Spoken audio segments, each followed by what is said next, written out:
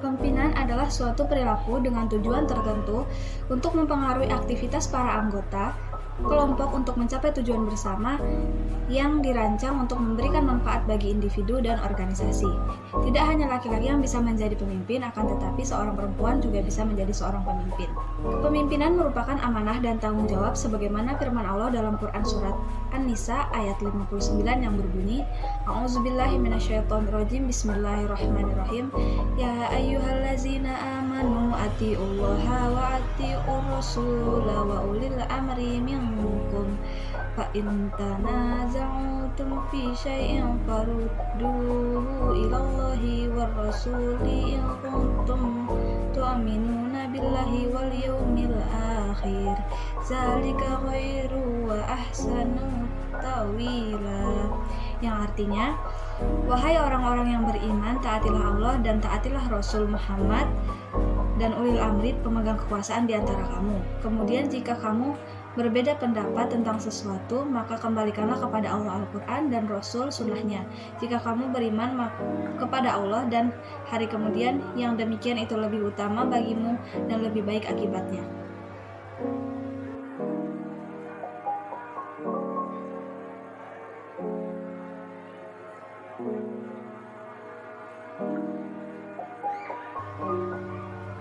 Kepemimpinan perempuan dalam keluarga.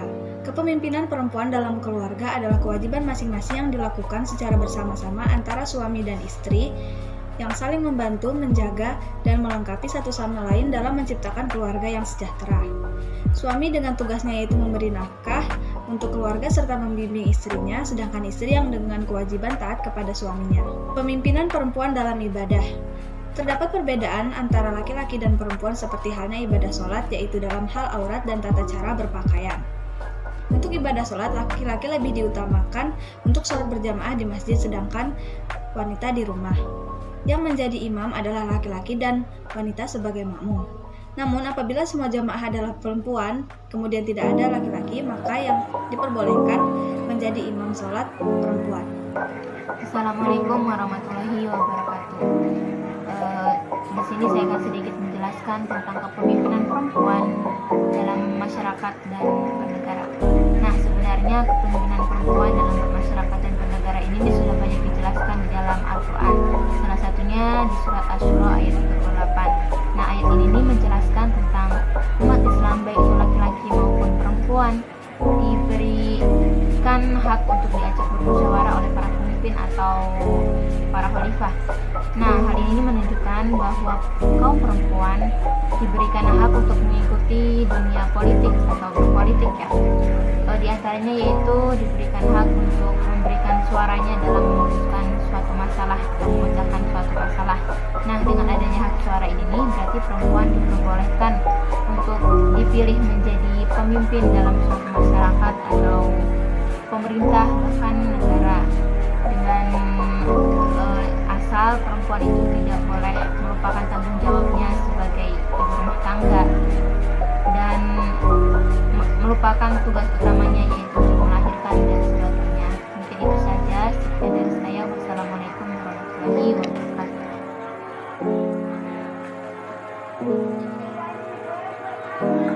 Peran perempuan dalam bidang sosial. Yang pertama, merujuk kepada ayat Al-Quran yang mengantarkan kepada kesimpulan bahwa seorang perempuan lebih khusus lagi untuk seorang istri untuk tetap tinggal di rumah, yaitu dalam Quran surat Al-Ahzab ayat 33. Makna yang terdapat di ayat tersebut menjelaskan bahwa perempuan ditujukan kepada istri-istri Rasul agar tetap di rumah dan keluar rumah apabila ada keperluan yang berdasarkan syara. Dan perintah ini juga dimaksudkan bukan hanya untuk istri Rasul saja, tetapi meliputi segenap mukminat. Yang kedua, beberapa pandangan Al-Quran tentang perempuan bekerja di luar rumah, salah satunya yaitu dalam Quran surat Al-Mulk ayat 2 yang mengatakan bahwa bekerja sebagai keniscayaan hidup serta menjelaskan bahwa Allah Subhanahu wa Ta'ala memberikan kesempatan hidup di dunia adalah agar manusia termasuk perempuan bekerja dengan baik. Laki-laki dan perempuan dituntut untuk dapat menggerakkan kemampuan terbaiknya dalam bekerja dan melakukan tugas-tugas utamanya. catatan pembelajaran yang diberikan oleh Muhammad Al-Ghazali yang dikutip dalam buku Tafsir Al-Quran Tematik, yaitu yang pertama, perempuan memiliki kemampuan yang luar biasa yang jarang dimiliki laki-laki. Yang kedua, pekerjaan yang dilakukannya hendaklah yang layak bagi perempuan. Yang ketiga, perempuan bekerja untuk membantu tugas pokok suaminya. Dan yang keempat, perempuan perlu bekerja demi memenuhi kebutuhan hidupnya dan kehidupan keluarganya jika tidak ada yang menjamin kebutuhannya, atau kalaupun ada itu tidak mencukupi. Lalu yang ketiga, tentang kewajiban perempuan untuk menuntut ilmu.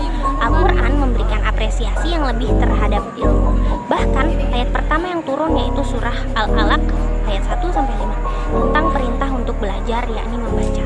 Lalu disusul dengan turunnya ayat kedua surah Al-Qalam ayat 1-5. Perintahnya adalah untuk menuntut ilmu, yaitu menulis.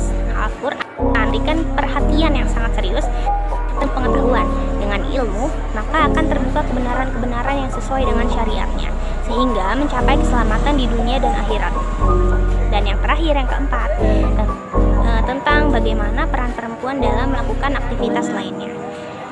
Segala aktivitas yang mempunyai manfaat bagi dirinya dan yang lain, maka hendaklah dilakukan oleh seluruh manusia tanpa adanya batasan jenis manusia, baik laki-laki maupun perempuan.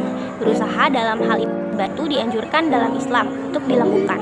Baik kaum perempuan boleh untuk melakukannya apabila itu baik dan bermanfaat, seperti contohnya berolahraga dan menyanyi, selama tidak melanggar syariatnya sesuai dengan petunjuk Allah dan Rasulnya, yaitu untuk mendekatkan diri kepadanya.